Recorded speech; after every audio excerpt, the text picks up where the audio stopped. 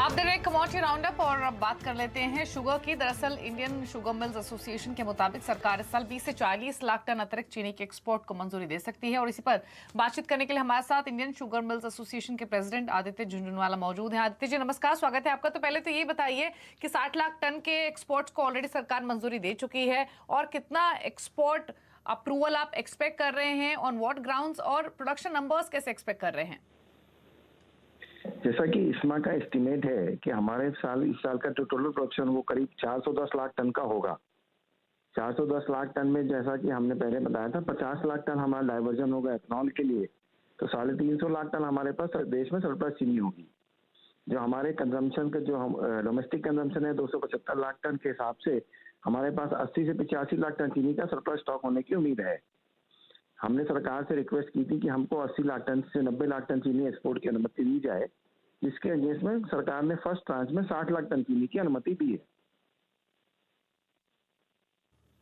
Okay, तो यानी आप दूसरे ट्रांच में एक्सपेक्ट कर रहे हैं कि 20 से 40 लाख टन के एक्सपोर्ट का अप्रूवल आ सकता है? आ सकता है। उसमें सरकार से जैसी वार्ता हुई थी कि हमारे पास प्रोडक्शन के नंबर जैसे हमारे थोड़े क्रिस्टलाइज हो जाते हैं, जिस तरह के प्रोडक्शन के ट्रेंड आते हैं उसके हिसाब से सरकार जनवरी में इस पर फिर पुनः विचार करेगी।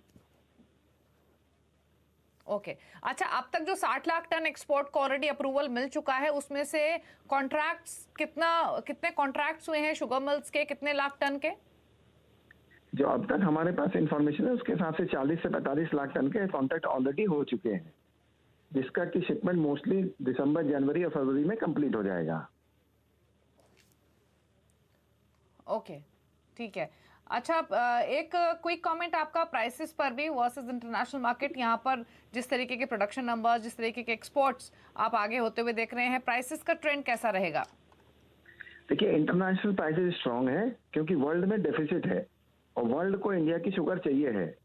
तो this is the best opportunity India के लिए कि जब तक हमारा स्टॉक है उसको हम मेंटेन कर लें, और जहां तक हम एक्सपोर्ट, क्योंकि ब्राजील की क्रॉप अप्रैल में आती है, उसके पहले हम इंडिया से जितना एक्सपोर्ट कर सकेंगे वो हमको मिल्स के लिए बेनिफिट होगा, और जहां मिल्स के लिए बेनिफिट होगा वो किसानों के केन प्राइस पेमेंट के लिए बेनिफिट होगा। तो इसको हमको देखते हुए मार्च तक मैक्सिमम स्टॉक हमको डिस्पैच यहाँ से इंडिया से करना चाहिए। ठीक है, ओके, चलिए, शुक्रिया आपका आदित्य जी कोई कमेंट करने के लिए इस डेवलपमेंट पे। तो 20 से 40 लाख टन एडिशनल एक्सपोर्ट का अप्रूवल मिल सकता है, जिस तरीके के प्रोडक्शन नंबर्स, जिस तरीके के एक्सपोर्ट डिमांड है उसको मीट करने के लिए। तो ये एक डेवलपमेंट फिलहाल आगे जाते हुए हो सकती है।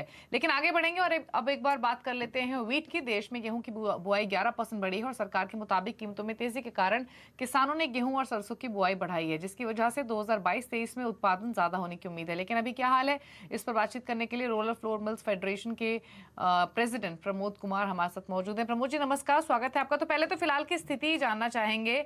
बुआई 11% बढ़ी है, लेकिन फिलहाल अगर सप्लाई फ्रंट पर या स्टॉक कितना है उस बेसिस पे सिचुएशन समझना चाहे तो क्या स्थिति है, डिमांड कैसी है? अच्छी है, प्रोडक्ट की डिमांड थोड़ी हल्की सी कम है, बट अवेलेबिलिटी व्हीट का अभी भी क्वेश्चन मार्क है। इतना इजी नहीं है, availability is still a issue in India.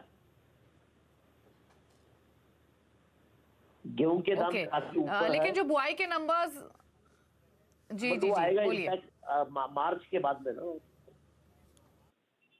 It is only after March, but sowing अच्छा है, and if the yield also is good, then we should see 115 to 120 million ton production.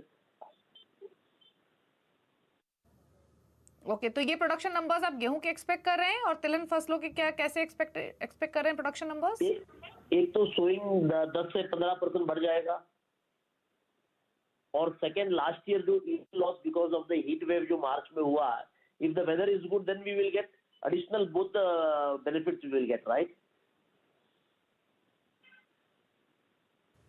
Okay, ठीक है। अच्छा, फिर फिलहाल भाव की स्थिति क्या है सप्लाई वर्सेस डिमांड को देखते? और दूसरी तरफ अब जैसे आप भी कह रहे हैं कि 10 से 15% तक बुआई बढ़ी है, तो उसका भी फर्क पड़ेगा आगे जाते हुए सप्लाई साइड पर।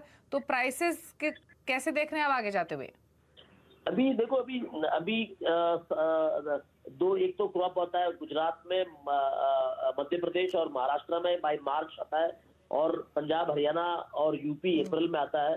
सो we have another 3 to 4 months to गो.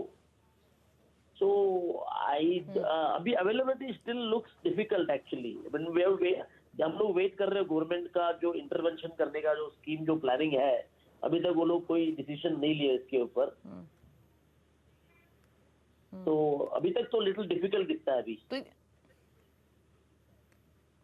तो यानी अभी तो हाल फिलहाल में तो प्राइसेस मतलब मौजूदा लेवल्स या उसके ऊपर ही बने रहेंगे, ऐसा लग रहा है आपको? हाँ, अभी ऊपर ही बना रहेगा अभी तो फिलहाल. हाँ, लेकिन इन्हीं स्तरों के आसपास या थोड़ा और ऊपर जाते हुए देख रहे हैं? मतलब अवेलेबिलिटी, लोगों को अवेलेबिलिटी में तो तकलीफ है. हो सकता है 50 पैसे से 1 रुपया किलो बढ़ जाए और गेहूं यहाँ से. ओके. कुणाल, आपकी राय क्या है? आपने सुना प्रमोद जी को भी कि भले ही बुआई के नंबर्स बेहतर दिख रहे हों, लेकिन अभी भी अवेलेबिलिटी को लेकर स्थिति बेहतर नहीं है और इसीलिए थोड़े बहुत प्राइसेस और ऊपर जा सकते हैं. आपकी राय क्या है? जी हाँ, ग्लोबल मार्केट्स में ग्रेन मार्केट स्पेशली टाइट है because of the geopolitical concern. ये अभी भी कोई कम नहीं हुआ है. सो आगे जाके कभी भी एग्रीकल्चर कमोडिटी में सबसे बड़ी चीज क्या होती है कि एक सप्लाई जब डिसरप्ट हो जाती है तो उसका जो लैग इफेक्ट है वो कई सालों तक कंटिन्यू रहता है, क्योंकि इंक्रीमेंटल सप्लाई ग्रोथ भले थोड़ा बहुत बढ़ता है बट फिर भी जो कैरी फॉरवर्ड स्टॉक कम हो गया होता है उसके कारण ओवरऑल लंबी मंदी नहीं आती है. सो यही है सिनेरियो. गेहूं का भी कोई लंबी मंदी की गुंजाइश नजर नहीं आ रही है. ओके, चलिए, लंबी मंदी की गुंजाइश नहीं है, प्राइसेस ऊपर की तरफ ही बने रहेंगे. शुक्रिया आपका प्रमोद जी व्यूज देने के लिए शुगर की प्रोडक्शन पर, अवेलेबिलिटी पर और साथ ही प्राइसेस पर भी. लेकिन एग्री स्पेस पे कुणाल से एक क्विक कमेंट ले लेते हैं आज की कमोडिटीज पर. आज के मार्केट में इनफैक्ट अगर आप प्राइस एक्शन देखेंगे एग्री स्पेस में तो जीरे में, धनिये में, टर्मरिक में आपको हल्की बढ़त दिखाई देगी. बाकी ग्वार पैक में थोड़ा प्रेशर है अगेन पिछले हफ्ते की प्रॉफिट टेकिंग के बाद. कॉटन सीड ऑयल केक भी प्रेशर में कारोबार करते हुए 2% नीचे है. स्पाइसेस के पैक पर कोई ट्रेड लेना चाहेंगे कुणाल, या इसके अलावा कोई आपकी trading call agree commodity space से? जी, मेरी राय में टर्मरिक में बाय कर सकते हैं 7,100 रुपये में, और आपको टारगेट रखना चाहिए 7,350 का, और 7,000 के नीचे स्टॉप लॉस रखना चाहिए.